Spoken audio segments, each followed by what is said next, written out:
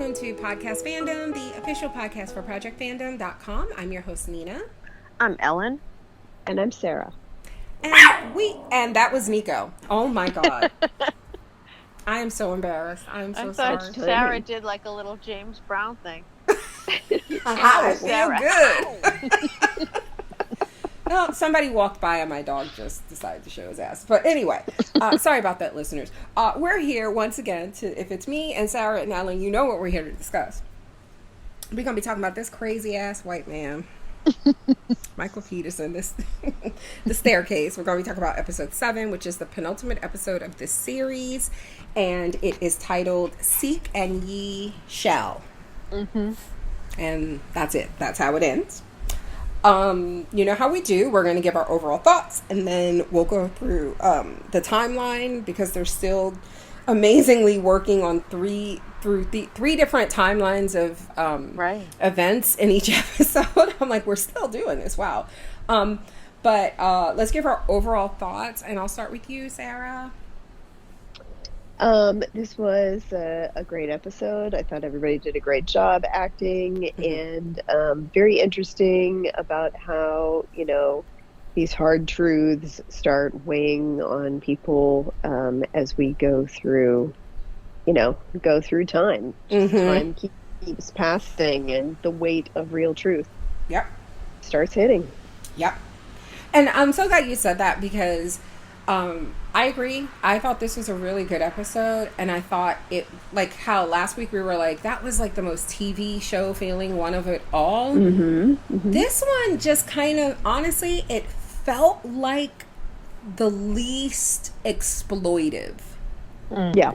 Like it felt like they were really, to me anyway, they were really trying to go inside like what it was like for someone, like you said, like Sophie, who seemed very, very, convinced. And then as like some time passes and more things come out, just kind of like how we saw Kathleen, right? Like seeing little things and feeling like, yeah, this isn't adding up. Yeah. Right. And then you look at the daughters who were immediately like, no way, Yeah. But then little things like the thing that the aunt was telling her, and her going to Germany, and like these things, like, like the toll that has taken over years. Mm-hmm. Yeah. What about you, Ellen? What did you think of this episode? I enjoyed it as well. I was glad to see Toni Collette back. I felt like she wasn't really in the last couple. I mean, other than the owl part. Right. But no, I mean, it's one of those things where I wonder, like, did that conversation at the end where she just ripped him a new one, did that really happen? And I just so want that to have been a real something that she got off her chest before she died. Yeah. This is my own thing though. I get really confused in time hop shows. Okay. So this one, like, I had to remember, I'm like, oh, okay, like, he got out of jail. He was out of jail for a long time before he took that plea. And so some of the stuff when they went back, I'm like, wait, I thought he was out. I don't, so that's my own, brain though. But yes, I did feel like this was a deep dive with the characters in terms of like, whether you like the character or not, you for me anyway, I got like a sense of how they would deal with such a horrible situation. Right. A sense of like a better understanding. Even somebody like Patty, who I was just like, girl, can you just not be weird? Can you just focus? No. Never. But then like I even felt like, I felt like that little, the conversation with her and Martha, as frustrating as it began, it was just one of those things where I just, like you said, I was just like, this is just, she's just a weirdo doing the best she can.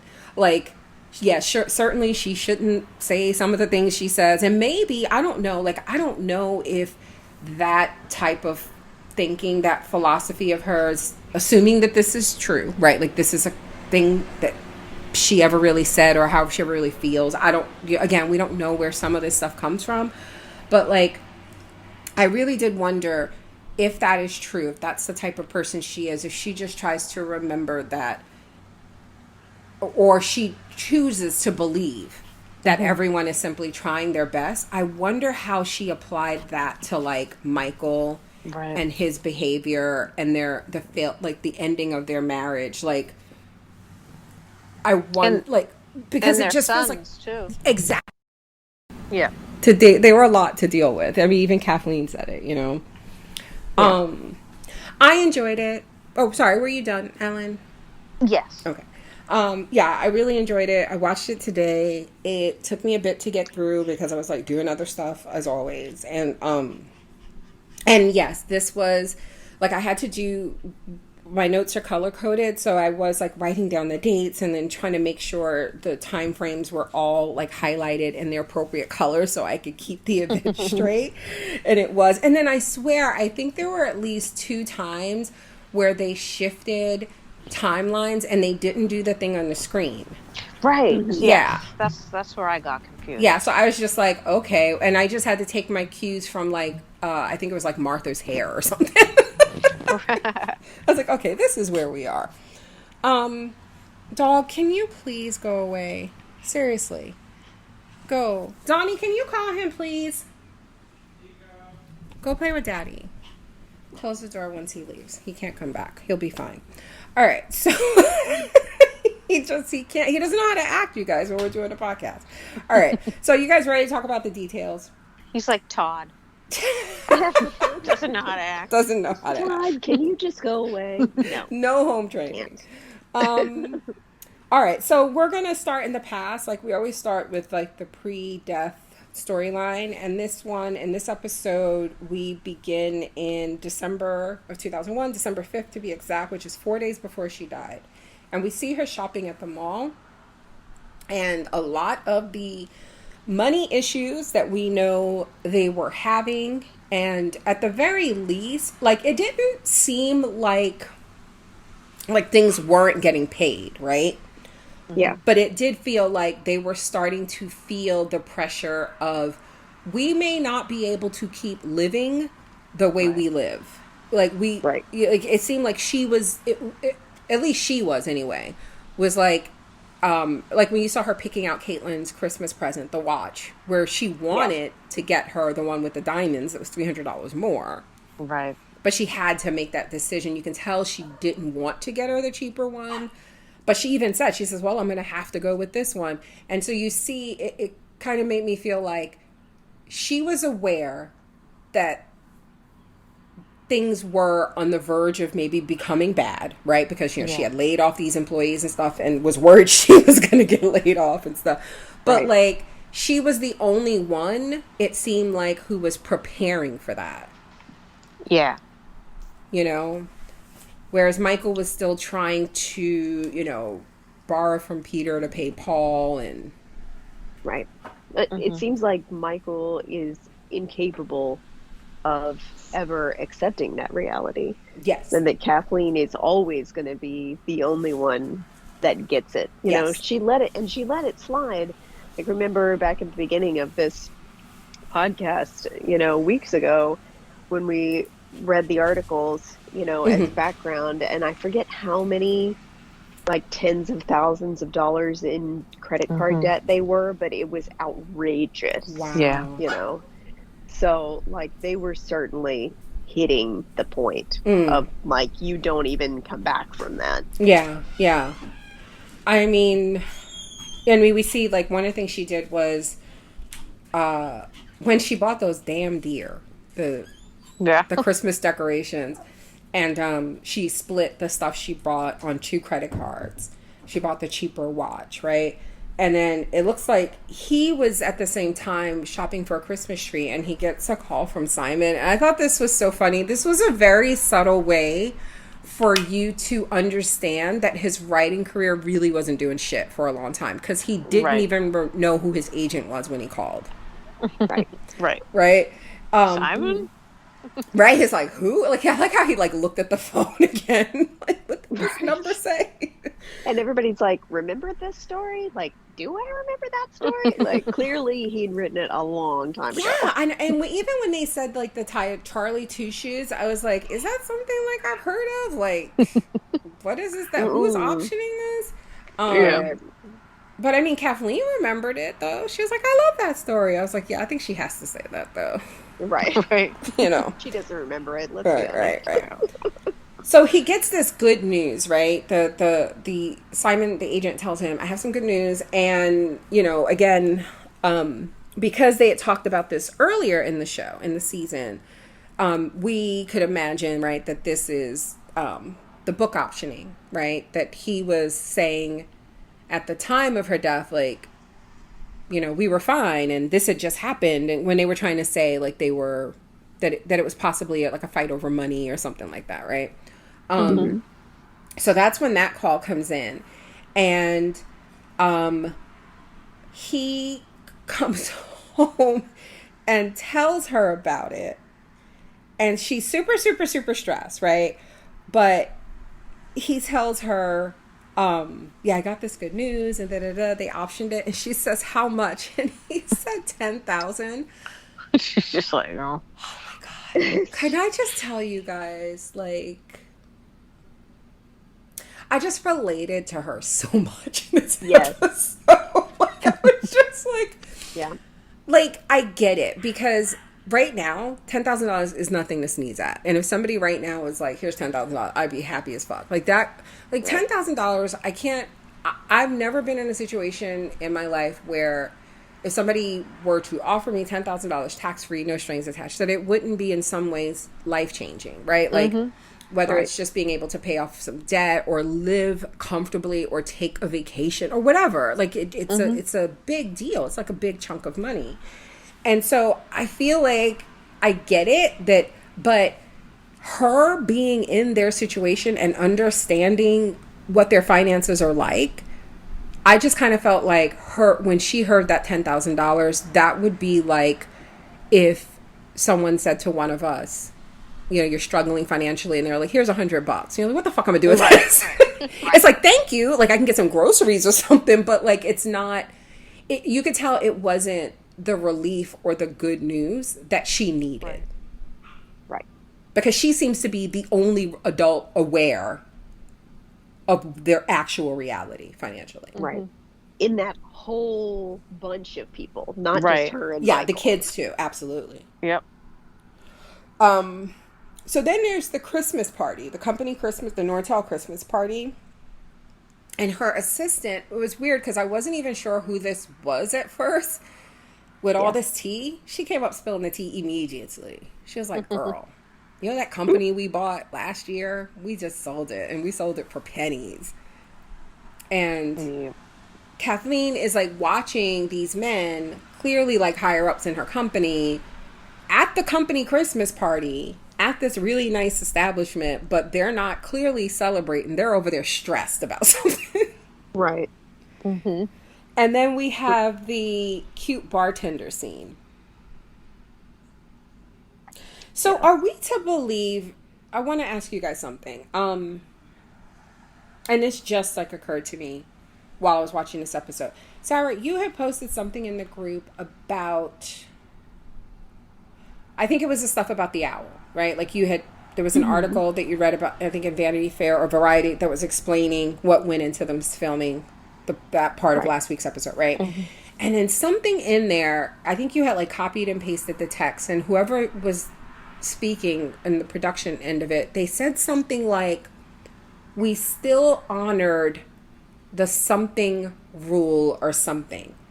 And I don't remember what, or perspective, and I don't remember what he called it exactly, but basically it sounded like what he was saying was they had decided that things that weren't directly from the documentary, you know, like some scenes they recreated, you know, shot for shot. But like it felt like what that meant was stuff like this and like her, like the bats and things that nobody was around for, that they tried to keep that stuff neutral. Yeah. If that makes sense.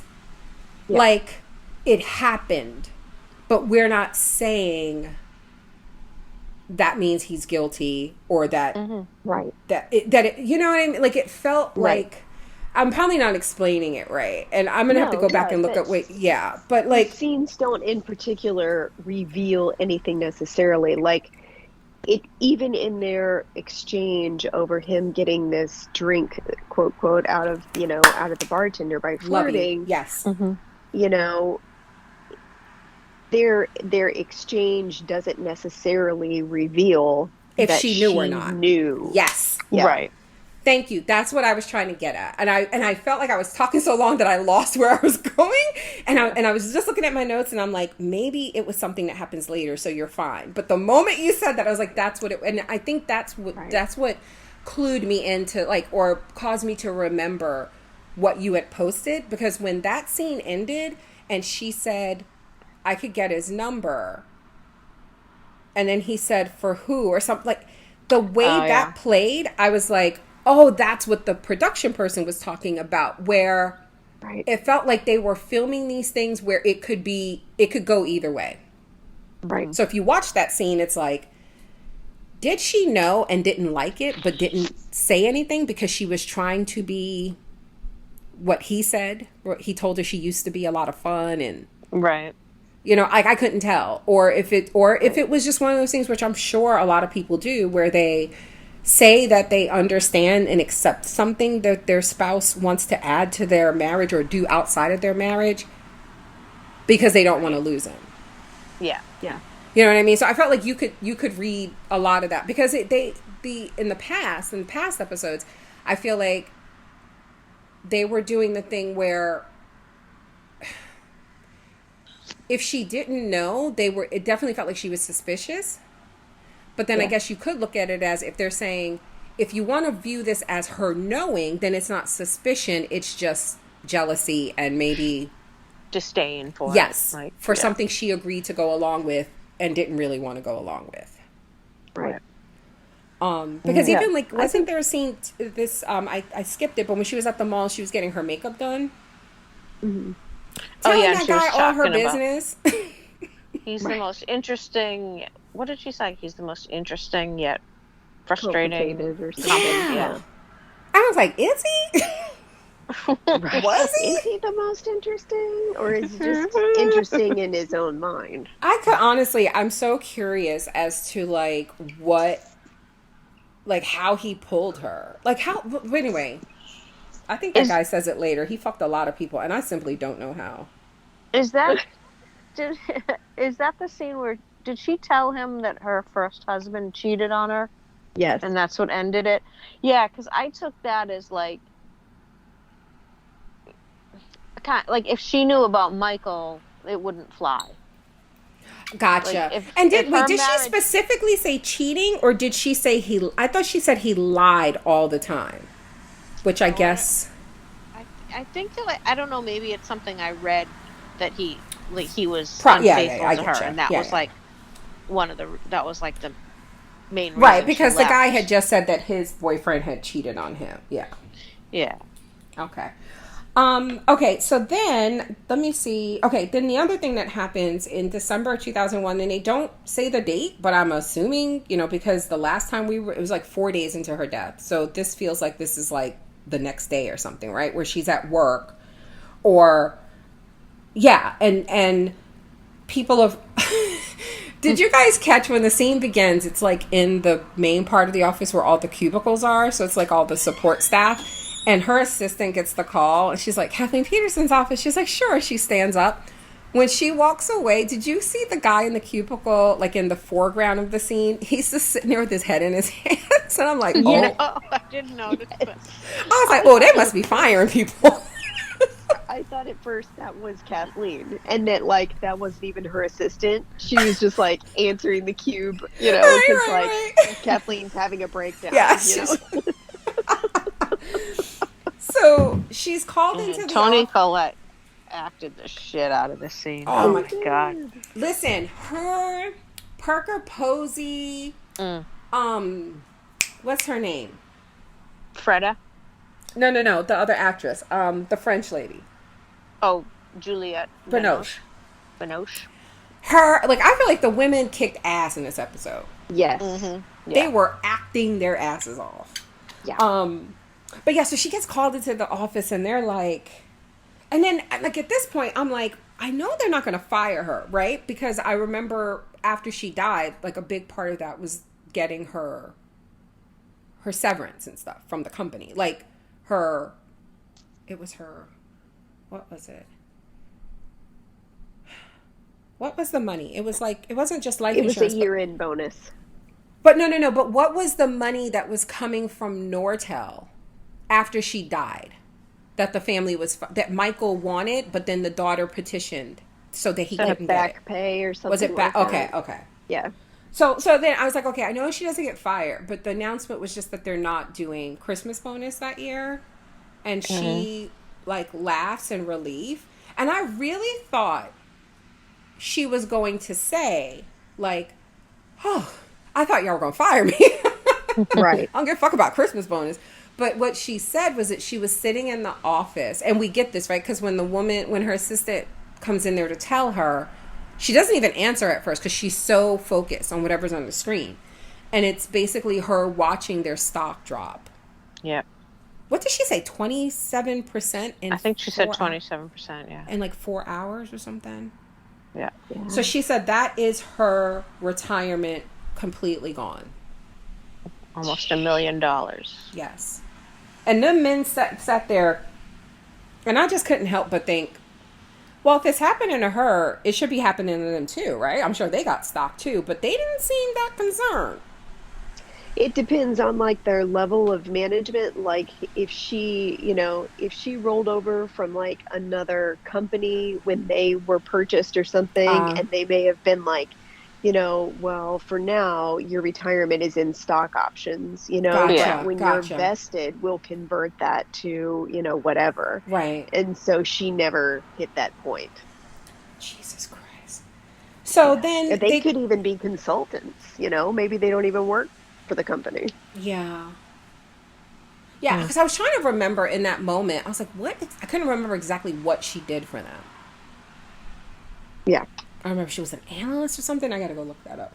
But, so, yeah, this is the next day, right? Because when he told her about the $10,000, she was like, oh, we'll have a fun dinner tomorrow, right? So the day that she gets the news about this, like the bonus and the stock and stuff, that night she meets Michael at a Chinese restaurant. And this is like their celebratory dinner. And he was late.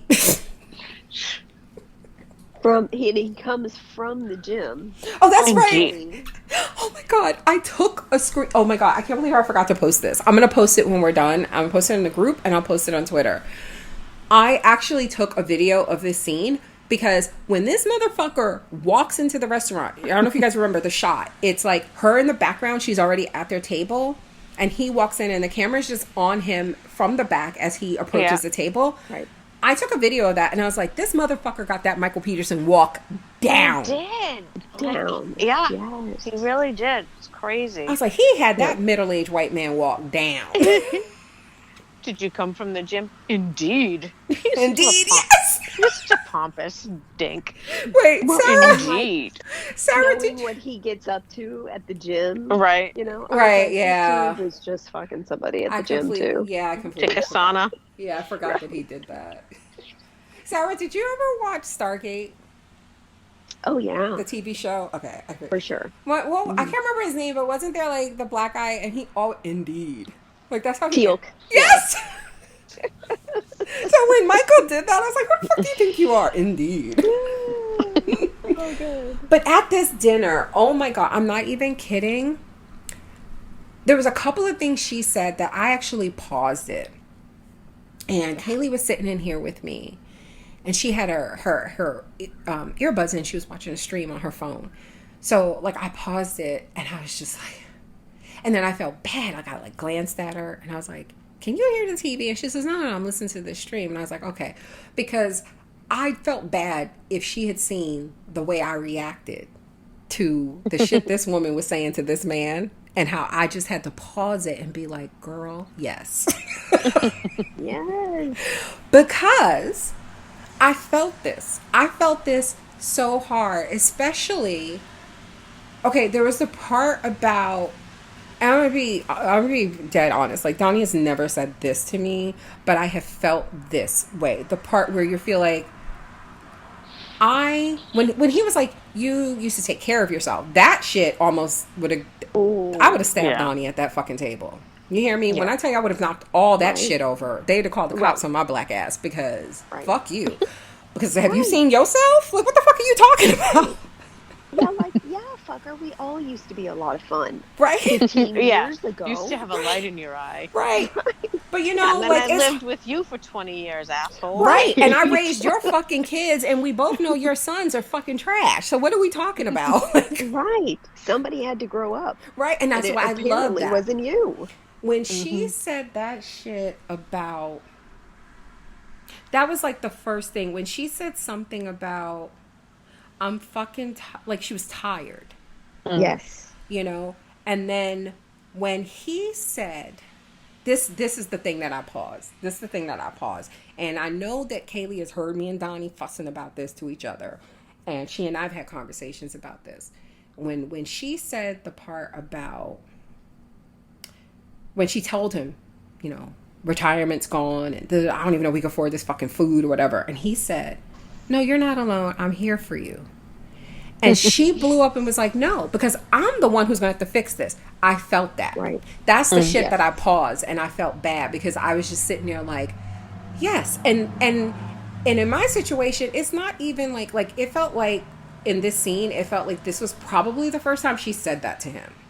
Yeah. I have said this to Donnie before, so it just gets frustrated. I just felt for her because I was like, oh, sis, if you weren't dying in a few days, you would be saying this a lot more because ain't nothing going to change. He going to still, you know. But that's how it feels. It's very, very frustrating to feel like, you know, if you feel like you're in a partnership and something goes wrong, like life happens as it does to all of us. Like it sucks when you don't feel like your partner can like have your back or be there. Like when you encounter a life problem and then know that not only does this suck, and I'm going to have to go tell him, like, this is happening and we have to deal with this, but I'm going to have to be the one to solve it.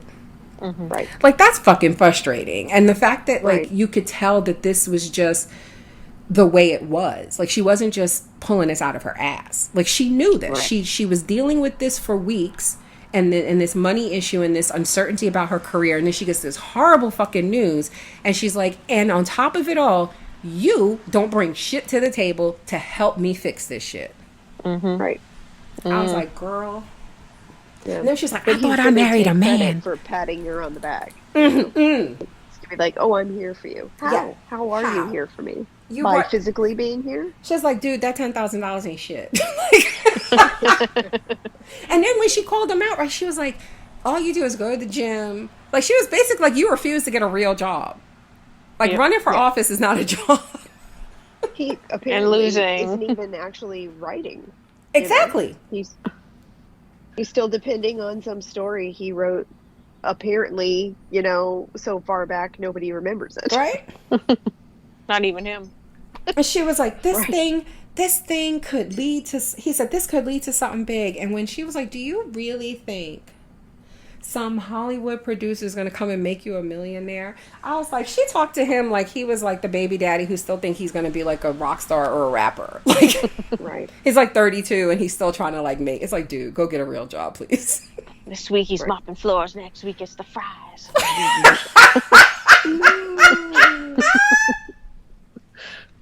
Did you just quote Kanye? I think I did. Oh my God, but it's true. And when she was like, you know, I thought I married a man, but I married a boy. I was like, girl, I'll take a screenshot so in case you think I'm lying. In my notes, I just have drag him, sis. Yes. Knowing how this woman ended up still, I was like, drag his ass. Yeah. That's why I was thinking, like, I hope this really happened. Mm-hmm. That, like, he heard this, at least. Mm-hmm. You know, who knows what he did with it, if it really happened, but... Right. It's somebody told him this. Yeah. Jesus. And notice how, like, as she started, like, when he sat back in the booth, and, like, the way Colin Firth is playing this, like, you can just see, like, that male ego taking those hits. Like, you know what I mean? Like, it was Yep. it was beyond two people just having a disagreement and one person just kind of saying their shit, you know, getting their little licks in. This was like hurting this man's pride. And he could not wait to respond in the most nasty way. Right. Yep. Fuck him. So when so did they leave his car there? When she, I think it seems like they did, because she got in the car and he's like, didn't he tell her she was drunk or she shouldn't be driving? she's upset, so she shouldn't drive. So I thought, oh, but then you get in the passenger seat, like you're not offering the drive. And then it was just weird because I was like, wait a minute, she was already there. So I just assumed that he took his own car and he was just being with her because she was upset. Yeah. I didn't think of the logistics of that, but maybe he jogged over from the gym. I was going to say, Yeah, maybe he took an Uber. I don't know if they had Ubers, whatever the timeline was. Whatever it was back then. It's a regular ass cab. But she races home, and I'm not going to lie, y'all. I paused the scene. I called Donnie in here, and I was like, Donnie, look at the car she's driving. I was like, wasn't that the car you were driving when you hit that little girl on that bike that time? I never let him forget this. Let me tell you. I know it sounds terrible, but it's really not. No. So when Donnie and I met, he had a little red sports car. I forget what kind. I was like, maybe a Mustang. I don't remember. He had a little red sports car. It was really nice. And something happened. Like, it had a recall for one of the parts or something. So the dealership was like, we'll give you, a loaner while we do what we have to do. And they gave him this, like, we called it the grandpa car because it was like a big old Buick. It looked like the car she was driving. Mm-hmm. And, that's a big car. Like, but that's like the 90s for you, right? Or the early 2000s or whatever. And yes. So we were leaving my mom's house in Durham, North Carolina. We were leaving my mom's house to go to our apartment. We had picked Kaylee up. She would watch Kaylee for us, until we both got off work. And this little girl was on the bike, and so Kaylee never heard the story, so when I called him in here, Donnie is telling Kaylee this, and he was like, the little girl was actually, like, riding alongside of him. Oh my God. And then, like, they made eye contact and everything, and then she just decided to, like, turn into the car, like, cut across. God. Yeah. And he hit her, and she fell off the bike, and we both, like, Kaylee's a baby. She's in her car seat in the back seat, and Donnie hops out. This little girl hopped up, y'all, left the bike, and ran into a house. Like, this happened, like, right in front of a house, ran across the lot and ran into a house, and it turned out that was her house. And Donnie grabs the bike and, like, puts it on the side of the road, and then we pull into the drive, and we're like, we telling her mom, like, what happened? And we're like, are you okay? Should we call? And the little girl, like, insisted she was fine, and the mother was like, say something, and she yelled at her for, like, darting in front of the car or whatever. And we ended up giving them our information, like, if anything changes, like, call us, like, if something happens to her, like a delayed thing or whatever. But anyway, it was a car just like that, and we called it the grandpa car. But anyway, but that had the funniest lead up, though. Yes. Oh, that's the way I always tell it, though. The car that you hit that girl with. Every time. That's always the lead up, Sarah. It's like, if I see a car that looks like it, or if we're watching a show where somebody, like a kid, gets hit by a car on a bike, I will always look at Donnie and be like, remember the time you hit that little girl? And it's great when there are people in the room who don't know what the fuck, and they're like, what did you do? Oh, no. I do it on purpose. So yeah, when they finally get home, he had put on some, like, opera, and then, like, or some classical music, I think, and, like, did he try talking to her and she turned it up? I think. I feel like she turned it up. When she got in the car, she turned the music, like, super high. Yes, like, don't talk to me. Right. But then when they get home, he's like, I'm going to finish the song. She didn't get it. She was like, okay. My petty ass would have turned the car off and took the keys. You wouldn't finish shit. Oh, no. Yeah, for sure. Right. So she goes in the house, and he's watching her, like, turn off the lights that were on the first floor. And then she goes up to the bedroom, turning on lights. And he's, like, listening to the music. And then the water's not on in the shower. It won't come on. And I felt like, I'm just going to tell you guys right now, I never related to a character more or a person more than I did because she knew, Yes. you know, she like, cause if he had just done something about the bats. Yep. When I'm telling y'all that this woman in this episode, at least how she's being portrayed in this episode, was living my current life where I just felt like I can't catch a fucking break and nobody in this house is stepping up in the way I need them to step up. And so of course the water, it didn't come on. And I might have wrecked that entire fucking bathroom. But instead, she in her like tummy controlled stockings. She looked good though in her bra. She did look good. She did look really good. She grabs the leaf blower and she goes up to the attic and blows those bats out of there to the point where they come flying out the window. Listen, Terminator Colette. Listen, I had no problem with this. Now, Sarah, I know you raise butterflies. I know you have cats. I know you are an animal compassionate person. Ellen, I know you have cats. I know y'all are animal compassionate white women. No, I had a Facebook page for my cat. Right, exactly. I know. And I get what that man said. I know he was like, you just can't get rid of them. You got to relocate them. And I know animals, habitats, and I get it. Mm-hmm. However, I am poor. And when I tell you I would have released them bats into the fucking North Carolina wild. Oh, yeah. I'm just saying, that's what I would have done. Listen, I'm a practical person.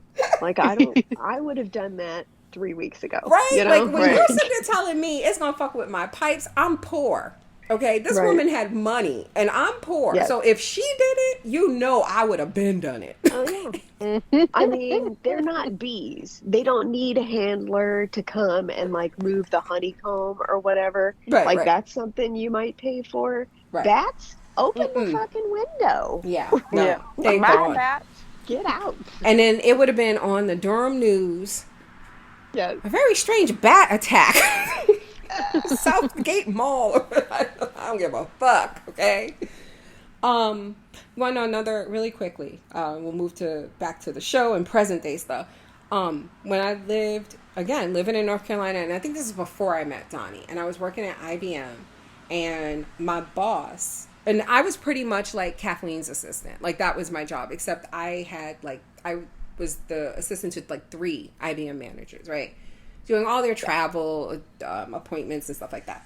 And one of my boss, Bill Koff, was like the coolest white dude. Occasionally I like look him up on LinkedIn, like I'm so scared he's gonna be dead, because he was like, yes. It felt like he was so much older then, and I was like in my late teens, early 20s. Like, now I just like, I think about him and I'm like, God, he must be super old. But anyway, really cool guy. And he was telling this story about they had a snake that got into their crawl space, like under their porch or something. Yeah. And they had to call to get it out because, and then what it turned out though, the snake had eaten something, like an animal, while it was in there, and that's why it couldn't get out. Because it had the lump.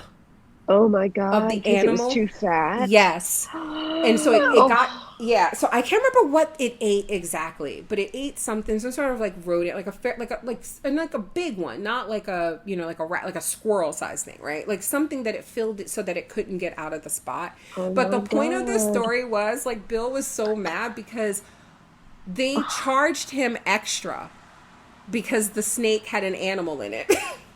No. Yes, he was so mad.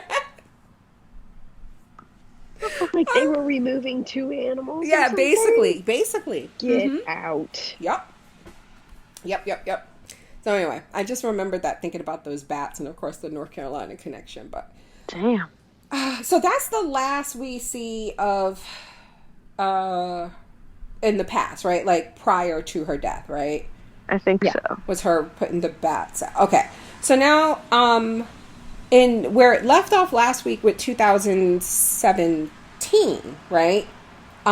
Is him saying that he doesn't want to do the Alfred plea, and David Rudolph, the attorney, explaining that because Michael is saying, look, every bit of the evidence that they won on, we were able to like either get thrown out or whatever, right? Like this, but he's like, but we still have the problem of people don't like you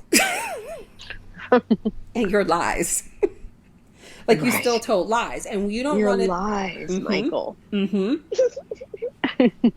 Yep, and we see this later. That's what I love about this, because you see this shit with Sophie. It's the lies. She spent a lot of time this episode thinking about all the lies he told to Kathleen. Yep. Yeah. You know, and then we'll go back to that. We'll go back to 2017 a little bit later, but let's pick up with the recent stuff, like post-conviction. Okay, so when the episode began, the cold open, you guys, I'm not even kidding, I paused it because I was like, what show is this? Yeah, it just seemed so out of place, I agree. Yeah, I was like, I actually like hit the pause button and was like, did I start a different show? Like, did I hit This is one of those HBO previews they put before their own shows? Yeah. Yeah. And then I just have in my notes, who got their ass beat? But basically, it was a guy leaving, listening to Lady Gaga. And then you find out later the guy is gay. I feel like, I don't know how I feel about that. The fact that he was listening to Lady Gaga. Stereotyping the gay dude is listening to Lady Gaga. Why couldn't he have been listening to like Jay-Z or something? He's listening to the Village People. Right? Like, come on. Okay, we get it. We knew it was different. I guess you were trying, like I totally get what you're saying about the Lady Gaga part, but I guess, maybe they were trying to date it because that was my first thought, that they were one on the pop chart. Yeah, that was my first thought, that they were dating it. Because you know what? When I heard it, the first thing I thought, where it took me back to, I was like, because I was trying to remember, like, okay, when was this exactly? I remember when Glee did their Lady Gaga episode, and then they did this song. But anyway, but basically it's this guy leaving, and then we see that another guy outside watching him, and once he leaves, the guy watching gets out of his car, breaks into his house, but then the other guy comes back, like he forgot something. And as this was so fucked up too, because you see he was like leaving, right? And I guess he like saw the guy, because you hear him say Tyrone, and then he attacks him and closes the door, and we find out later who this is. But now we're back June 2010, and Sophie visits Michael, and I have to remember something like, is he teaching? And it turns out he's teaching, right? Yeah. Mm. Right. We see him later reading like a poem he wrote about Sophie, I think. Oh, he said something about a class. So when he's reading that poem, like, I root your lips in her hair, I was like, it's gross. But I thought he was taking the class, but maybe he was teaching it. Like, the only reason I thought he might have been teaching it, because I don't remember, like, maybe Sarah, you remember better what he said to Sophie, but he said something like, like they seem to be getting it, like, I don't know. But then after he read... you know what? That makes a lot of sense, yeah. And then after he read that poem, he was like, thoughts? And he asked it in kind of like an authoritative way. But that doesn't mean anything, because he's an asshole. So. No, right. I think, I that makes more sense, that he would, like, be teaching it and taking it. Yeah. I think I was just too creative writing or something. Yeah. Right. I was too distracted by like I was just grossed out by. There was a particular line. I feel you. He was like, kissing the skin I've only imagined but not seen yet, or something. And I was like, right. Bleh. Go beat off in yourself, Michael. Right. Margaret is now approaching 30 and divorced. Oh. And apparently, like, it just seems like it just wasn't working. Like, it wasn't is like they agree, like, Lucas is a good guy. It's just, it didn't work. Yeah. Yeah. It seemed, Amicable. Right, amicable, yeah.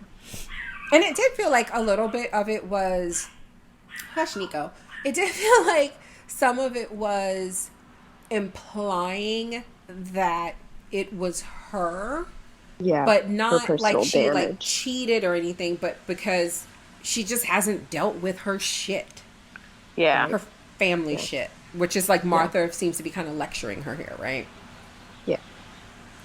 Yeah, because doesn't she say something like, I hope he'll be okay. Yeah. Or he'll be okay. Something like that. Yeah. Right. And we learn Martha is going to Germany. And now when she mentions Patty, like I completely forgot who Patty was at this point. So I was like, who the fuck is Patty? Okay, she's going to Germany. And so when she, I don't know, I'm jumping ahead a bit, but when she arrives in Germany and she gets out the cab and like she has to like practically hit Patty in the back of the head with her fucking luggage before Patty turns around from doing her gardening. Also, why does Patty still live in that apartment in Germany? Although I bet like the rent must be like amazing. Let me shut up. Yeah, I mean... Sarah, did you just say Patty's always outside? She's always outside. Yeah. She's not in the house. She's just loitering in the bushes. That's what Patty does. She's just waiting for the perfect opportunity to come in. and Patty's like, planes are fast. Like, yeah, what the fuck was that? I wonder if the kids have watched this and they're like, they didn't have to do our mom like that. She certainly is goofy. But in this scene though, Martha just tells Margaret that she's going to Germany, and Margaret doesn't want her to go because of the stuff she learned from the aunt, right? Right. Yeah. That she hasn't told Martha. Apparently, yeah, because that Christmas, we know what happened that Christmas, yeah. Yeah. And then we meet the people for, it's like one of those like Project for Innocence, and there's an attorney, this woman named Evelyn, who is basically saying that they have uncovered evidence that the SBI, the State Bureau of Investigation, is in dirty in North Carolina. Mm-hmm. And then Sophie meets with the medical examiner. Now, this is where I was just like, okay, wait. Who sent Sophie that email then? Right. Like, I don't understand what that was. When the Emmy calls her in. Oh, yeah. And we saw the Emmy getting the body, like viewing the body of the guy who's killed in the cold open. And it turns out it's Dennis Rowe. The guy with the limp who said he had sex with. Right. Said he had sex with Michael. Yeah. Right. And what is particularly interesting about this weird now coincidence is that when the man we saw killing him in the cold open bludgeoned him to death, but he didn't have any skull fractures the same way Kathleen did. Yeah. And so now it's basically like Kathleen was an anomaly until she wasn't. Yeah. Yeah. But she was like, so I got your email, so I'm here, let's talk about it. And she's like, I don't know who sent you that. What the fuck was that? Are we... Yeah. Yeah. I guess they never got back to that as to who tipped her off on that. I wonder if they kind of have to, right? Because I wasn't sure if this was one of those things like it just happened in an episode of Shining Girls that I was watching where someone is like, okay, I'm going to go take my coffee break now, and I leave my files unattended right there. I'll be gone for 10 minutes. You just wait here and don't get into anything, wink, wink. So I didn't know if it was that. Like if she was just like, I don't know who sent you that, but let's talk about it. Yeah. Because she immediately went into talking about it. And if that's what it was supposed to be, I just feel like the actress didn't really sell that to me. Because I was out here thinking, ooh, mystery. Who sent the email? Yeah. Yeah, I mean, just the way that she acts, I can't imagine that it was her unless she was directed to act incorrectly. But, she does seem like, at least if it wasn't her, her character is easily pulled into an academic debate. Yeah, yeah. All you have to do is kind of like put that little, piece of interest out in front of her, and she's like, well, let's talk about it then. Because she just can't resist. I was surprised by how open both she and the guy who we learn later lied about his background, his experience. Right, yeah. Like they were just like Sophie, first name basis, and I'm like, y'all do realize that she worked on the film with and like she's now here still because she is in a relationship with him, and y'all were on the prosecutors. Like it was just so weird how forthcoming and open they were after the fact. But I guess because it was after the fact, they could I guess it, but I don't know. Yeah. And then when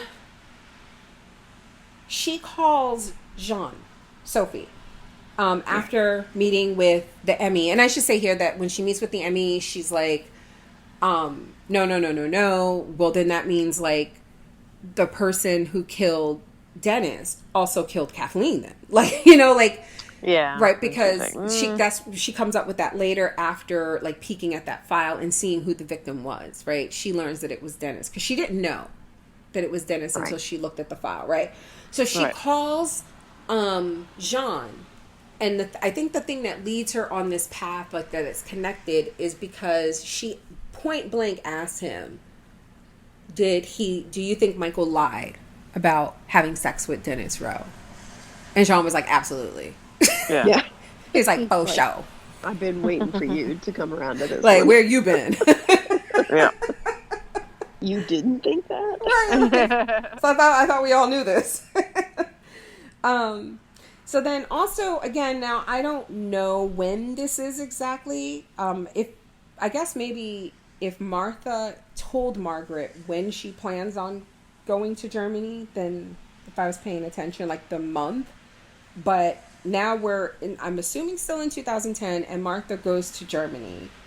And I said, Patty is still weird. I'm looking at my notes.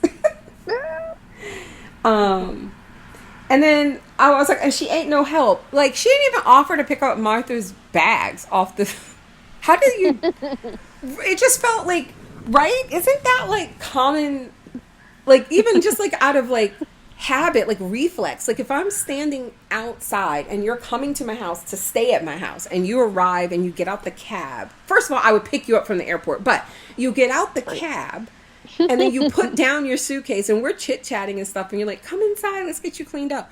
I would pick up your suitcase or at least offer to. Right. And Patty just stood there and watched her do it. She's like, planes are fast. Take your own shit, honey. Right. It was like the planes were so fast that she was not done with her bush standing time, Like she didn't expect her to be there so soon. Like, oh, you're here already? Oh, yes, planes are fast. Oh, my God. You cut into my time of standing in the magnolias. This is so weird. So she goes to the house that the people who live in the house that her mother died in agreed to let Martha see it. Mm-hmm. Which, honestly, you know what? I would have done this. Yeah. For the simple fact that it's just, I would think, interesting, not even outside of the fact that, like, my biological mother, like, died in there. I know people would think, oh, that's weird and gross, and why would you want to, like, see that place? But I would want to see the place where I had, like, childhood memories that I'm never going to have. Does that make sense? Like, experiences that I'm never going to remember, where I lived with my, the two people love them more than anybody else, right? Like, I would want to see that. Especially if you have, like, a missing chunk of time. Right. Not just as a baby, but apparently most of her early childhood. Yeah. Maybe that would help center her or something like that. Yeah. I thought that was a great idea. But what I did not think was a good idea was her fucking wig. Why? Like, what were they thinking? Because, like, it looked hot and those bangs were entirely too short. I was dying. I was like, is this supposed to be a wig? Is this supposed to be like what's happening? Is she in hiding? Like what? Yes. Is this the witness protection program? Is this the wigness protection? The wig. Like, but also like, why? Like, did they really go through and like look into like what these girls, how they were wearing their hair at this times in their life, and then just say, well, that's what her hair really looked like, so we have to do it? Did you though? No one should have had to do that. Like, yeah, they could have found a better wig if we had to. Yeah. And then she sits with the nanny, which, okay, first of all, I don't know who this woman is, but she's aging like amazingly, right? Like, she was she supposed to be like a teenage babysitter or an actually grown ass woman nanny? Because she still looks like she's like in her like early 30s. Who's this, Agnes? Yeah. Also, she doesn't look like she should be named Agnes. I was thinking of like a really, really old woman. That's some weird casting because she looked way too young. And also that everybody keeps calling her Baby Martha. Yeah, she's like 30. Not even the nanny. It was not just the nanny, but Patty was like, Baby Martha. Yeah. Like, what? Y'all, No, my mother still calls me her baby. Yeah, but not. But does she call you? But is she like, Baby Ellen, let's eat? Or like? Yeah. Really? No. No, but like when she talks about me to people, my baby. That's my baby. Oh yeah. That's different. I feel like that's I'm an old hag. Don't call me a baby. No, that's different. That's different and sweet because you're always going to be her baby. This is fucking weird. Yeah. Yes. But so the nanny. I think go ahead. Just real quick. I think that just sort of lends to like, what's the word? Like infantizing. Is that the word I'm looking for? Infantilizing. Mm-hmm. Yeah, like Martha. Like I feel like there's something getting across. Like something was really bad with Martha, and everyone just is overly protective or just overly like patronizing to her. And it's like to the point of like what we were talking about earlier, where there are scenes that are represented that it feels like they can't possibly know unless, again, the children are involved in this and they're saying, okay, fine, you can base this on the documentary too, but also we're going to tell you what it was like for us. Like, you know what I mean? Right. Like maybe Martha did tell them that this happened. But what I thought was interesting was how you have the nanny saying that Michael hit her, right? And then that they were shuffled around and because she would throw tantrums and stuff, and she was, well, basically she made it seem like, you were just having difficulties because you just lost both of your parents, like understandably so. I don't feel like she made it seem like Martha was a problem, just that Martha was having problems, if that makes sense. Like there's a difference. Whereas Patty, then when she sits down and she confronts Patty made it seem like Martha was just a lot. And even though they understood that Martha had problems, Martha was becoming a problem. And then she says, like, you were hitting yourself and covered in bruises. And I thought that was interesting because the way the scene starts, we never see how Martha confronted her, right? And so I don't know, did she lay out like a laundry list, like all the stuff that Agnes said, including that Michael hit her? Because it didn't feel like, to me, Patty offered up that in a defense of Michael hitting, like, or to explain away. It just felt like she never mentioned it, that the people are saying Michael hit me, and that Patty, it felt like just one of those moments where the audience is supposed to decide. Everybody agrees that there were bruises. Was Martha harming herself, or was what Agnes said true? Yeah, I felt like that was another instance of like presenting Could have been this, or it could have been that. Like, you decide. Right. And even the age, Martha mentioned, like she was essentially a toddler. So, Yeah, she was like, you know, she was like, you were a lot. She was like, I was 3. Right. right. Like, Yeah. there are so many different angles to look at that from, Mm-hmm. where like maybe she was a lot, maybe she was unusually Mm-hmm. disturbed for a Mm-hmm. toddler, and yet she was still just a toddler. So sure, like maybe somebody like Michael Peterson would interpret a toddler, who hit themselves. Like, I mean, there's a variety of conditions that lead to that Mm-hmm. that aren't, just bereavement. She could Mm-hmm. be on the Mm-hmm. spectrum or something like that, or she could have ADHD. Right, right. Michael threw himself on the floor all the time as a toddler, and So did like I Jack. didn't Mm-hmm. think it was unusual. And then when you put him in daycare, maybe it was unusual. But somebody Yeah. who's an intellectual who doesn't relate to toddlers Right, might look at that and be like, he's disturbed, right. Mm-hmm. and like, so all these different people interpreting her behavior was very interesting. And I will say though, like when she was like, when she listed like all the places they were shifted off to Yeah. before Michael got to the point where he was like, all right, fine, we'll just keep Margaret. I was just like, those poor girls. Germany, Yeah. Texas, and there was like one other state I forgot. Right. Yeah, there was like a few she rattled off. And I'm like, And the fact that she doesn't remember that at all. right? And probably good thing she doesn't though. Yeah. You Yeah. know? So then this was shocking to me. Freda works at a dry cleaners now. I know. I was like, wait, what That happened? was what? Yeah. And she's approached by Evelyn. Again, she's the attorney from the Innocence Project. And she takes her out for drinks. Oh my God, Freda. Fred is like double fisted. Yes! She was like, sis, it is noon on a Tuesday. Right. Freda didn't give a fuck. So we learned a couple of things in this conversation. Oh, and so basically what the issue is that the State Bureau of Investigation is supposed to be a separate, non, unbiased branch that Yeah. investigates everything, basically, like the Federal Bureau of Investigation, but they're investigating the police, basically. Like they will investigate cases of like impropriety and stuff like that. But there's this weird thing where I still don't quite understand how this works.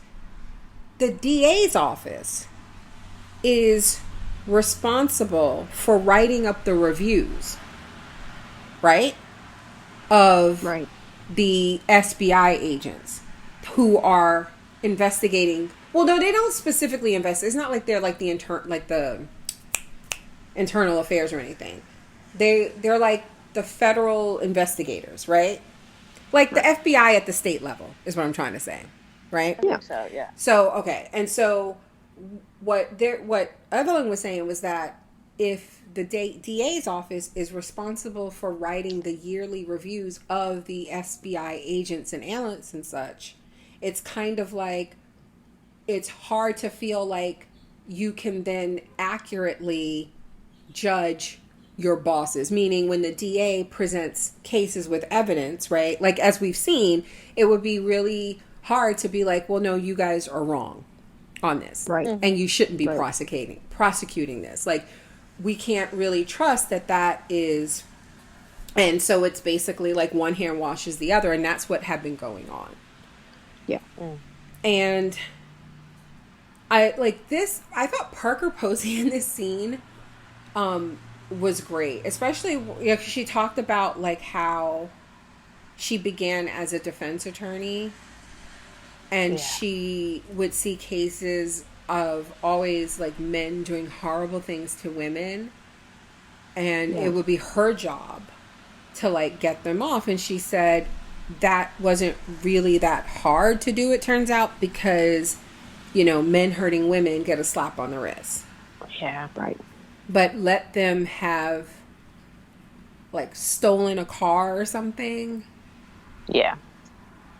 Like, this whole speech, like, all of that, and even her saying, like, is the relationship problematic? Sure. But, like, we doing what we believe in, you know, like, we were putting away the bad guys. And she's like, sis, what if I told you right now there's a man in there that's absolutely innocent? And now, they wanted us to think she's talking about Michael, right? Yeah. At this point. They wanted you to, but it felt clear that it wasn't him.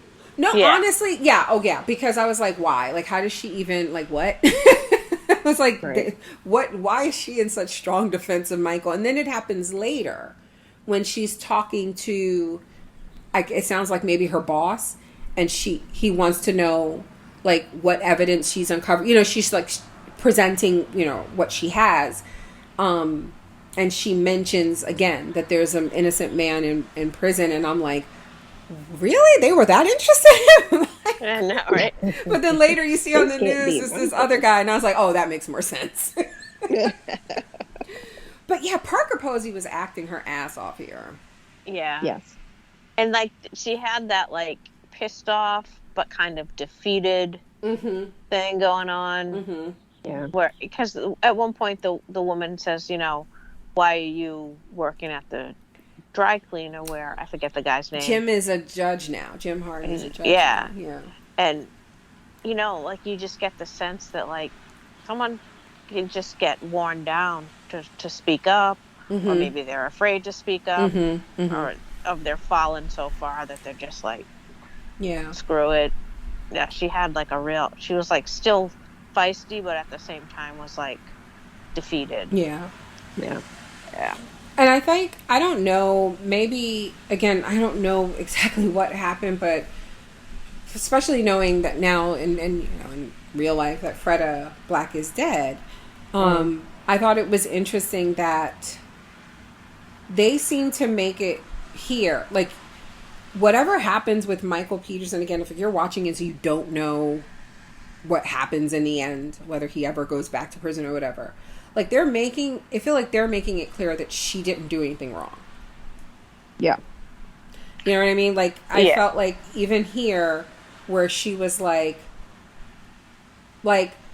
yeah, sure, we may, like, look the other, like, you know, like kind of how, like, you hear cops do, you know, kind of ends justifying the means, right? But when she told her specifically what evidence they had to get that man free, like, she seemed, Freda seemed shocked. Yeah. And so then she was like, can I count on you to testify or whatever? And she's like, you know where to find me. And I was like, aw. So it just kind of felt like, I don't know if this is all true or not, but it just kind of felt like, I don't know, not to tarnish a dead woman's, you know, she had her demons clearly. Yeah. Right. I don't know. Or maybe I'm just charmed by Parker Posey. So I saw it different. I think you've got it right. Like, she certainly had her faults, but she wasn't corrupt. Right. You know, Because she was just embittered by the situation. It was kind of doing wrong. homophobic. Oh, absolutely homophobic. Yes, absolutely. And pure- you know what's interesting though is that I read something, or was it on the podcast, the official podcast or something like that, that she was actually quite liberal, and that she was like a Unitarian or something like that. And was that theater, like, in the courtroom? Yeah, You know, yes, for it was. the jury. Yeah. She did it for the jury. Yeah. Wow. Yeah. Pure tea, Phil. And I mean, I guess that kind of, like, plays into the whole, like you said, the theater of it, and the idea that, I think David Rudolph said it in the episode before, the idea that the changing of times and minds might present you at a better shot, because if it boils down to, okay, maybe he did it, but this evidence is not hitting. Like, you know, Right. you still have to contend with, you seem like a shitty person, dude. Right. And so some people may be like, well, we're fine with the lax evidence because he seems like a piece of shit. Right. And after she says this about men getting off for hitting women and hurting women, you can see where she would certainly be willing to, you know, massage the opinion, if not the facts.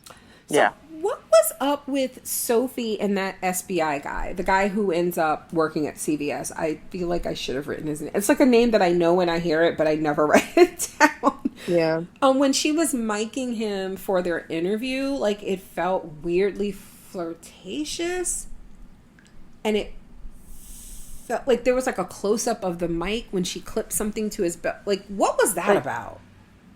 She didn't want to put the mic in his pants. Like, she asked him to do it himself. Oh, is that what that was? Okay. I think. Yeah, she said, "Could you clip this, or could you do that?" Okay, she didn't want to. Okay, so was she it? Didn't want to touch his wiener. So was it just was the it thing that I was picking up on, the weirdness? Was it just coming from him, and it was making her uncomfortable, or it was just weird? I think so. Yeah, I think so. It's just that he was such a vector. And, you know, we end up finding out that he's, like, not legitimate. Yeah, and he's not. Yeah, he's not a good person. Yeah, he's like always too much and kind of not really necessarily hiding it. And I think, like, she wasn't hearing what she wanted to hear. Yeah. So there was the discomfort of that, too. Yeah.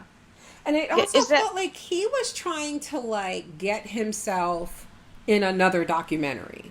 Like, he was, like, totally pitching the idea of, like, ooh, a sequel in which we go after Tyrone LaCour. Yeah, right? Like, he was, like, totally excited. Even though, my dude, it would mean that you were wrong. Yeah. Right. But anyway. I'm sure he would figure out a way that he was not. Right. But I do like here, because, like... Oh, and let's just all be clear. By the end of it, like, Michael totally fucked Tyrone too, right? Oh yeah. Jesus. Well, Christ. Sounds like he. What did that guy say? He fucked a lot of people. He fucked a lot of people. Yeah. Well, that was and I'm sorry, but like up until that moment, I didn't think about the fact that he had not actually fucked Sophie, and like because he's been behind bars this whole time.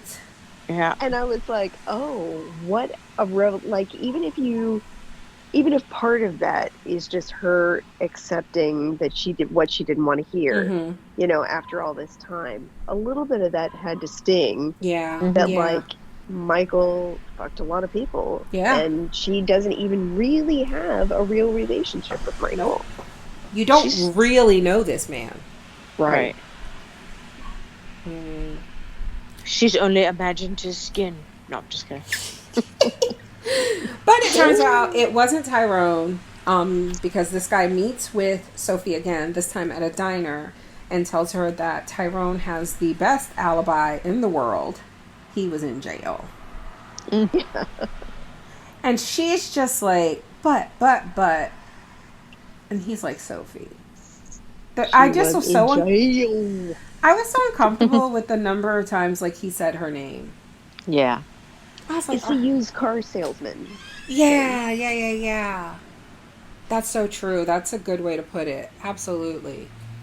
It just felt like so gross. And then she was like, I don't need you here. And then he just was like, all right, take care of Sophie. Bye. I was like, there goes that road. So that's cool. the guy who she didn't want to put the microphone near his wiener. That's the guy who lied about his experience. Yes. Yeah. That's the guy Michael runs into at CVS in like episode 1 or 2. And that's like the main reason that he was going to get a new trial or whatever. Was awaiting the new, Okay. Exactly. I wish I could remember his name too. Like, I can't believe I didn't write it down. I hear it, blah, blah, blah. Dwayne Deaver. Dwayne. Oh, there you go. I did write it down. Woohoo. This happens, I do this a lot. Like, I just, for whatever reason, at some point in the episode, the name hits. If it's 40 minutes in, it's 40 minutes in. And I'm going to call them whatever until I get to that point in my notes. And I'm like, that's his name. So she visits Michael and she tells him, oh, because all this time that she's been doing this investigating, he thinks she's in Paris. Yeah. She was still in Durham. Right. And she tells him the truth. Right. And she was like, basically, he admits that he did fuck Dennis Rowe. Right? That's his name. And then she was like, and Tyrone? And he was like, I don't know, probably. And I was like, that's a yes. Yeah, that's a yes. Like, why is he even trying to pretend that, this man never tells the whole truth? For no reason. Like, there's no reason to just tell this woman the truth. Yes. Like, what does it matter at this point? He's always, I don't know, maybe he's just, like, always holding out for something better. Yeah. Like, a better opportunity, to just, like, why tell the whole truth when I can get by with just telling a little bit and still having this in my pocket? I don't know. Yeah. Yes. And that is something the real Sophie pointed out, is that the truth is very subjective for Michael. Mm-hmm. And she's like, well, I won't share you, not like that. That felt homophobic. Because it felt, right? Like, I don't know. Maybe I'm being weird. Sis, you're sharing him with prison. Like. Right? Like, I'm like, it just felt like, because if he never, like, it's not like him being bisexual was one of the things they were trying to say the state was lying about. Like, he's admitted it. And if you became interested in him doing this film, you knew this about him. What did you think that meant? And it's almost like she believed he didn't cheat on Kathleen with these men because he said he didn't. Like, that was part of his thing, right? Like, his defense. Mm-hmm. But that she knew he was bisexual. So it's almost like if she didn't have to know who the men were, like if he fooled around in Germany or whatever, like, she didn't care about that because she couldn't see it. But, like, once it's confirmed that he fucked men that she's, like, seen pictures of and, like, and cheated on his wife with, I don't know. It just kind of felt like that was, I don't know, like, that was gross to her, like, and then I wonder too, and I said cheated on his wife and it kind of threw me, because I wonder even if she believes then that Kathleen knew, like, she believes him that he did have sex with Dennis and probably Tyrone, okay, almost definitely Tyrone, but, like, does she also believe that Kathleen knew and was okay with that? Right. It kind of sounds like she does, because if she's saying, I don't want to share you. Right. She thinks that's something that he negotiates in his relationships. Because she says, I ain't she's like, I'm not Kathleen. Right. Yeah. Like, she's not going to be okay with it just because Kathleen was. Right. Even though I don't think Kathleen we don't even know Kathleen was okay with it. Right. But she must think that. She must think that to say that, yeah. Because that's what he said. Yeah. So, it could be, like, a number of things where she's just starting to doubt what he says. She's starting to, there's some cracks there with her trust level with him. So, probably layered. Speaking of that, she goes home from this meeting and she looks at the footage of the documentary where David Rudolph and the brother, Bill, I think I might have been calling him Bob, and I think his name is Bill. Because I have Bob written here, but then, like, later when he storms into David's office, David calls him Bill. So, apologies if Bobby called him the wrong name. Some like B name. 7. Yeah, it's so white, too. It starts with a B. And I know he looks like the brother. They cast this part well. But anyway, so Sophie goes and watches the footage from the documentary, or at least something that was filmed for the. I don't know if this made it into the documentary, right? It's kind of felt like something that wouldn't have made it. I don't know. But anyway, it was David saying,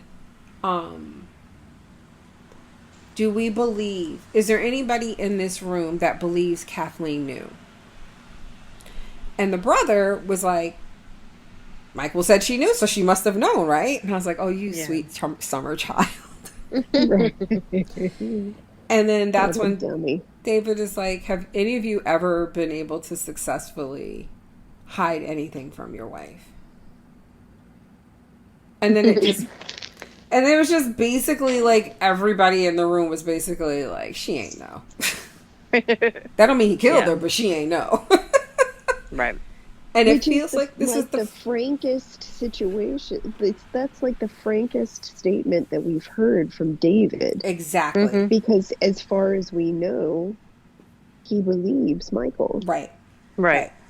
And that's why I feel like it probably comes down to that, where he would be like, I understand lying about being a cheater. Mm-hmm. But that doesn't mean that he killed her. Like, do you know what I mean? Like, I feel like that's where he is. Sure. At least at this point. But I don't, like, I feel like this wouldn't have been in a documentary, right? Yeah. I'm so curious. I don't remember. Yeah, I don't either. If this was something that happened or not. Maybe it never happened, but I doubt it. I don't know. So yeah, this is when we see the Innocence Project and Evelyn on the news, and his brother Bill Bob sees it. Bill Bob. And he rushes to David's office to talk about it. And this is where David was like, it's so funny too, because he let him like argue like like, I get it, but the SBI didn't fuck us over. Like, we don't have anything, like, And then he was like, but Dwayne Deaver's a lying liar who lies. And it's like, you should have led with that. Right. Yeah. All right. Yeah, he lied about his work experience. And now they just have to prove that his testimony was persuasive enough on the jury's decision that if the testimony was not included, there would have been a different verdict. Mm. So this is the part where I'm like, oh, I should have been a lawyer because this sounds fun. Except it's like people's lives, Yeah. Oh my God, I'd probably drink every day. All day. We have nips in your purse. Right? I get it. Like, I absolutely get it. Like, listening to her speech, again, whether or not it really happened or not, and even just thinking, about this, like, as exciting as this is, to be able to kind of, like, solve a mystery, it's still somebody died, Right. Yep. Mm-hmm. And that's the part that happens the most, not the solving the mystery part. Exactly. And so then it goes back to 2017 briefly, and where David tells Sophie to talk some sense into Michael because he doesn't want to do the Alfred plea, and then he ends up telling her he wants to talk to Jean alone. Mm-hmm. And we don't see that, right? No. Not yet. And then we are at December 9th, 2011. 2011. Yeah, December 9th. And this is, right? Yes, the night before the retrial hearing. And Martha's standing outside their old house like a creeper. Yeah. She's picked up Patty's ways. She went to Germany and she learned the German art of standing out loitering in bushes. And now she's doing it too. She better watch out for owls. You know, right?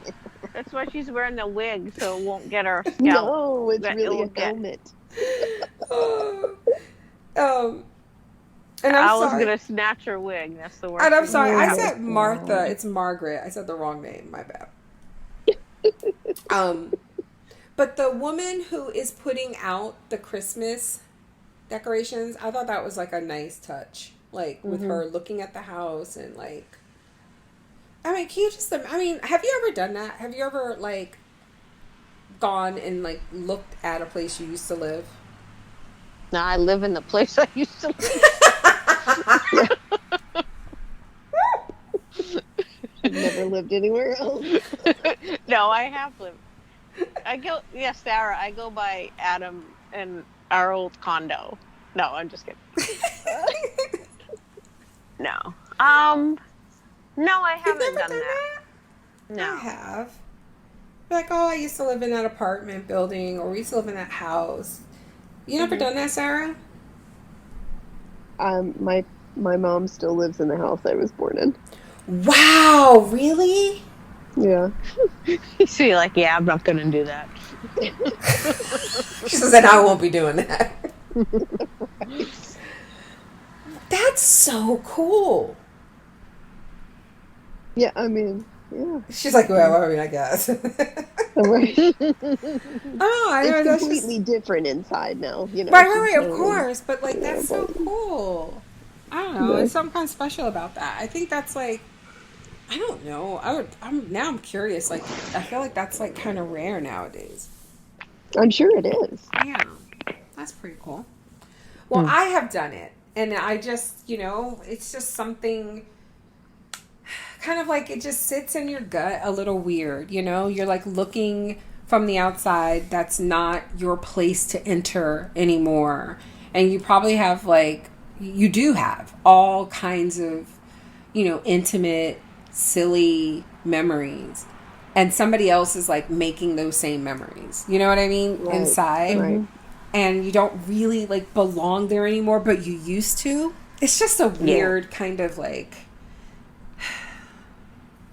nostalgia that kind of like, again, I feel like it just kind of sits in my stomach.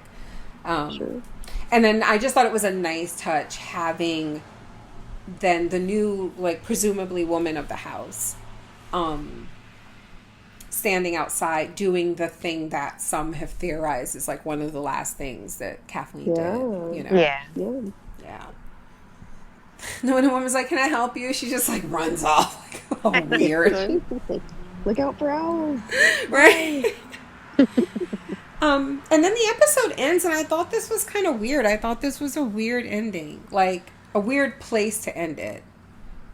But it's basically the siblings getting together out, like meeting at a hotel.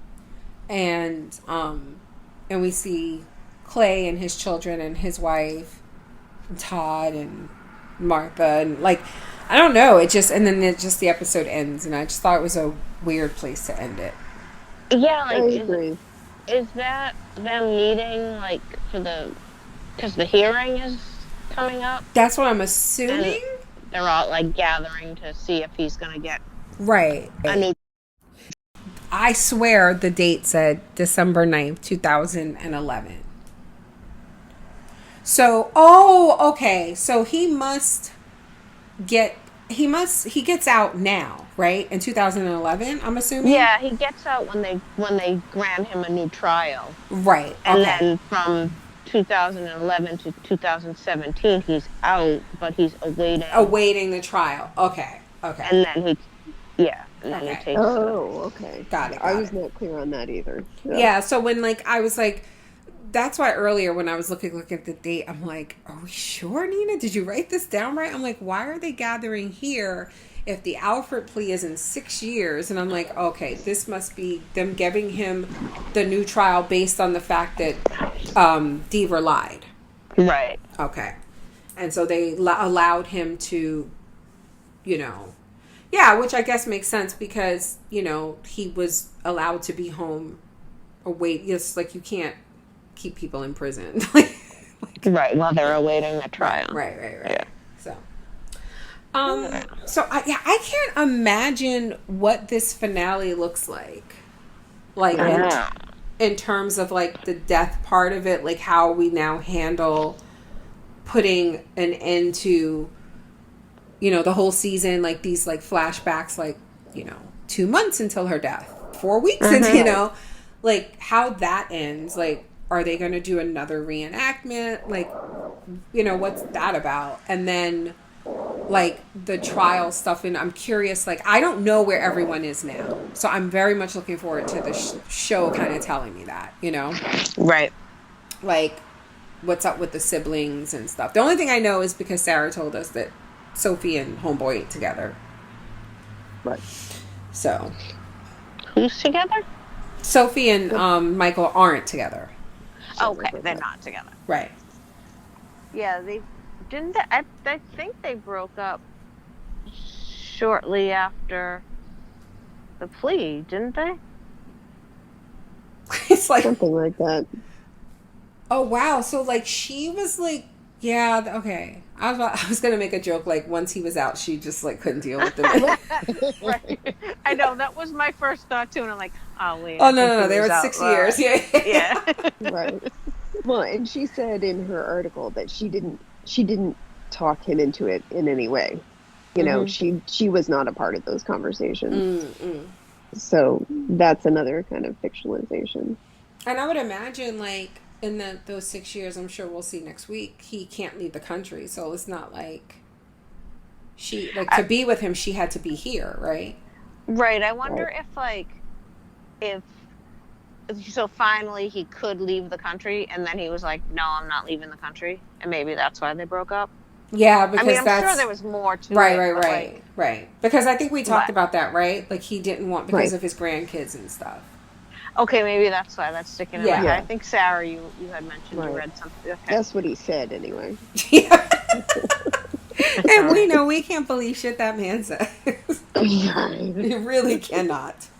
Well, I'm looking forward to the finale, but before I let you guys go, really quickly, I have to ask about Candy. I was just going to say Candy. So that was good. Did you finish it? Yeah. What about you, Sarah? I didn't finish it. Okay. Because you know, I got sick. If anybody has noticed, I sound weird today. It's because my son got COVID and I got COVID. So I have been out of it for most of the week. But I did watch the first half of the series and really liked it. Okay. Good. Yeah. Juicy. Yeah. I just want to say, since you're like halfway done, I can say this. I think I mentioned this already. I just don't like the way they're depicting Betty. Yeah. Yeah, because from what I've read, like, Betty was a lot... it's just a different... like, more outgoing and... Yeah. Or maybe her depression and... Right. Was more hidden. Mm-hmm. But I think they're really going for a certain something. Yeah. And it's not that Melanie Linsky's... She's a great actress. Absolutely. Yeah. I'm not sure... From what I've read of it, doesn't match how she's described. Right. Yeah. It kind of feels like, in some ways, it's like she had it coming type thing. Like she was so difficult, you know? Like, right. Like Betty's no fun. Betty's a lump. Yeah. Betty's stuck up. Betty used to take care of herself. Used to be a lot of fun. So much fun. Yeah. So, okay. Yeah. So I'm curious to see what you think if you get to finish it, Sarah. And like I said, I do want to cover the HBO version of the story. Yeah. Lily Rabe's going to play Betty. Yes. And then, is it Elizabeth Olsen? Yep. Yeah, she's going to play Candy. And I really, really, really like both of them as actresses. So yeah, me too. I'm excited to see their portrayal of the same, people. So I would love to cover that with y'all if y'all are interested. I don't believe that there's been a date yet, but I do know it's this year. Well, like Elizabeth Olsen, you can picture like them making up, and there's a lot of wig talk tonight, but doing the wig. But like Lily Rabe and Melanie Linsky don't look anything alike, so have them cast in the same role, it is interesting It's very to see yeah. how they're going to portray her. And in it this other... feel like, and I feel like looking at real pictures of Betty Gore, that it was easier for me to see how you could get Melanie to look like her. Like I've never seen Lily Rabe, any role I've seen her in, look like this. Look like how Betty Gore looked. And whereas I have seen Melanie play a similar role. I don't know if you guys saw Castle Rock. No. Oh, she's so good in that. She's oh, it's really good. It's really, really good. Especially if you like, oh my God, Nico, you stop it. Especially if you like Stephen King stuff. It was Hulu. Oh, all right. Yeah. Okay, I vaguely remember that. But there was Lily Rabe was on a show fairly recently on Hulu with the guy she's with in real life, Hamish Linklater. Oh, she's with Hamish Linklater? I don't know who that is. Let me look that up. He was on The New Adventures of Old Christine. Interesting couple. He played her brother. Yes. Yeah, I had no idea they were together, and then a friend of mine said, "Have you seen that show with Lily Rabe and her real life guy?" And I was like, "What?" And they've been together for a long time. I think they have like 3 kids. Well, on that show, God! Yeah, I had no idea. She plays like someone who may have committed a murder but doesn't remember it and is kind of on the run. But like for this role, she is like jacked. Like she did not look like this in American Horror Story. Like she must have been on some type of regimen. Wow. And so now I'm like thinking, you know, actresses and actors change their bodies all the time. So I'm wondering like how they're gonna play that for Betty. Yeah. Because people didn't really have that body type back then, regardless of size. Sure. I'm not talking about size or weight, but just yeah. But yeah, I mean, even aerobics people didn't have shapes like that. I can't remember the name of the show, but it's something like she couldn't remember. Like her boyfriend committed a murder, and like as it goes on, you kind of wondered was she involved in it too? And she's kind of been on the run. It has to do with some memory stuff. I'm sitting here shook as hell that they are a couple. Seriously. And it's not like just like, oh, I didn't hear about that. It was recently. I think it's been like 10 years. Yeah, I can't even get over that. And they have 3 children or something. Wow. Oh my goodness. Did you get to the part, before I let you go, Sarah, did you get to the part in Candy where they do the marriage counseling thing, marriage encounter? Where that comes up? You know what? I can't remember because I read this like enormous article about the real life situation and they talked at length about that. Okay. Now I can't remember. If you saw, it doesn't matter. I just wanted to know if you knew what I was talking about, basically. Yeah. That is something that happens in that relationship. Is that the same thing from The Americans? No. Did you watch The Americans, Ellen? I did. I didn't see the later seasons. Okay. I still haven't seen the last season. Yeah, the marriage encounter that they're talking about is like a religious marriage encounter that like, you know, like the Catholics do or whatever. Okay. And it's more religious based. But the thing that in The Americans was like a solely personal improvement. Okay. That felt the thing in The Americans felt like Amway. It did. It was a little culty. You know what I mean? It felt a little pyramid schemey, you know. The show that Hamish Linklater and Lily Rabe are in, it's on Hulu. It's called it's on Amazon. It's called Tell Me Your Secrets. Okay. I'm gonna check it out. Yeah. It's good. And he plays her brother on that show? No, he plays... Oh, okay. He played the brother on The New Adventures of Old Christine. Oh, okay. No, I know him from a few things, but the main thing, the most recent thing I think in my memory is Legion. Okay, Yeah. yeah. Yeah. Well, He it's was just the it's agent, and then interesting. he Yeah, was the hot priest in Midnight Mass Yes, that's recently. Midnight the most Mass. recent Yeah, thing I've seen him in. Yes, that's yeah. right. Well, he plays a total like gross creep on Tell Me Your Secret, so he's a Okay. good actor. Okay. But That's so wild that they're together. well, on Candy, wait, am I thinking of the right show? Candy's husband was Jonah on Veep, Yes. and he's really good in Candy. I mean, he's funny on Veep, but he's like Yes. he's a good actor, like He's dramatic so actor too. like his. I feel like this job is like just show up and put on these polyester clothes and Right? like Yeah. Yes. cage, like sit at a dinner table. It's just He's so easy. I he loved him gets to be so good. much Oh, sorry. in American Gods. Yeah. Wait, He wait. was so good. Wait, who was he on Who is he that? in American He Gods? was the leprechaun. Jonah from Veep? Oh no! No. She's talking about Candy's husband. And the leprechaun is Betty's husband. Oh, okay. Is not husband. Liev Schreiber. Sorry. Pablo Schreiber. Yeah. Right. Yeah, Okay. Yes. I loved him in American Gods too. Okay. But the other husband, the one, Candy's husband, the really tall guy, Yes. Pat. Okay. He was on Veep. He was Jonah on Veep. The really obnoxious. Okay, yes. guy. I'm trying. I you know what? I never watched that show, but I just had to like kind of picture things I know from the show, and then just try to place his face without that 80s hair and that those glasses.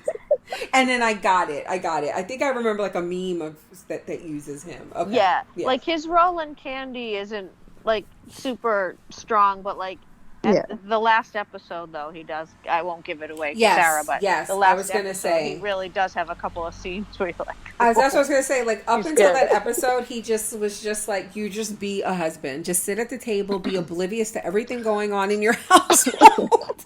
It was kind of Right? wallpaper. Just sit there and eat and just like pay the bills, like just relax. Like don't know what the fuck is going on with any of your kids, your wife. Right. Except he was super excited to go see was it Empire Strikes Back? I think so. Or was it? No, it was Return of the Jedi. It's the Return of the Jedi. Right, because they had already known that Luke was Vader's son. Yeah. That poor man. He didn't deserve any of this. He did not. No. He was a just good trying to mind husband. his nerdy business. Right? He was a good provider. That was they had the party house. That was the nicest house. She had the nicest party house. Yes, yeah. And he Anyway. likes rhymes. So, there was something else and I completely forgot. What were we saying? Oh, but the other husband, Pablo Schreiber. Yes. Yeah. He's really, really good. And he's also currently Master Chief on Halo. Well, the season just ended, but I like him. He's really good too. I was quite surprised. Yeah, glad to see him continuing to get a paycheck that he deserves. Mm-hmm. And this is like so different than anything I've seen him do before. I mean, he's really good. Especially because, like, I think, Sarah, when you first watched the first episode, you were like, I can't tell if he is, like when he gets the cashier's checks. Yeah. And I think you were like, are you just really setting yourself up to have an alibi? Like, I can't wait to show my wife these traveler's checks that I bought. It was suspicious as hell. And I loved it. I love watching you like go through like the whole thing. The emotions of that first episode. And it was just like one of those things where you're watching it and it's like the baby's in there crying. They keep cutting back to that house and it's just like silence outside and nobody knows the horror inside. And it was just all day and into the night and you're just like pit in your stomach. They did that really well. Oh yeah, I can't wait to cover the other one with you guys. I hope they do it as well. I hope it comes on soon. Yeah, I know. Me too. I'll check and see if there's a date yet. Yeah. I'll do that. So anyway, thank you guys for joining me. Thank you all, as always, for taking time out of your Saturday to do this. Thank you guys for listening. We'll be back next week to talk about the finale of The Staircase.